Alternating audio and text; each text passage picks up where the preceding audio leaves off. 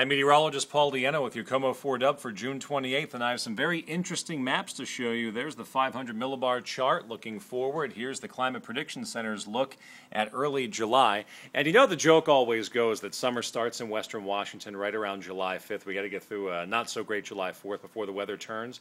Well, often that's not the case. This year, it may be exactly the case, and I'm about to show you why. We've been stuck with a pesky area of low pressure. That would be that circle you see right there. It's just offshore. There's Seattle, Washington.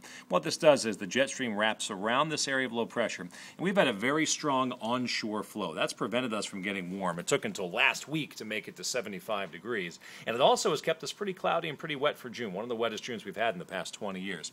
Now let's look forward here and move forward in time. This is Tuesday and Wednesday and Thursday, another little trough of low pressure digging in.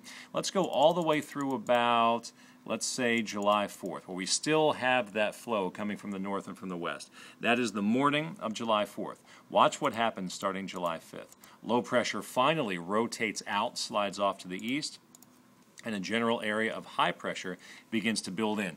That is the transition that many of you are looking for, to go from mid-60s and mainly cloudy skies to maybe mid-70s, up near 80 degrees, with more sunshine. And jokingly enough, it looks like it may happen right on July 5th once we're finished with the holiday.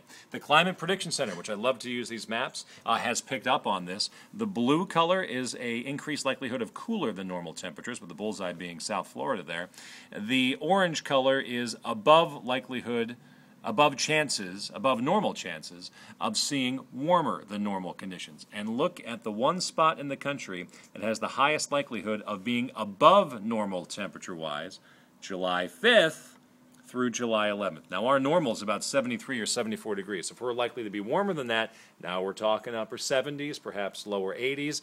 It's being picked up on the model maps. It's being picked up by the Climate Prediction Center. It looks like we may finally shake out of this cool and cloudy pattern right after the July 4th holiday. Let's take a look at some specifics over here on our weather maps. Here's our forecast for the next several days. Notice, not one of our days carries a high of 70 degrees all the way through Sunday, July 4th, but no one day is too terribly chilly, and I've taken the rain chance out of the forecast all the way until the weekend. May see a couple showers around Seattle, but that's it. This carries us through July 4th. You just saw what the long-range forecast models are saying about July 5th and onwards, so literally this year may be the year that we can say that saying with 100% conviction that summer in western Washington may start right after July 4th and start on July 5th. It'll be very interesting to see how things play out. That's what I'm looking at right now. That is your forecast, and that's your KOMO 4-Dub for the day. Make it a great day, regardless of the clouds or not.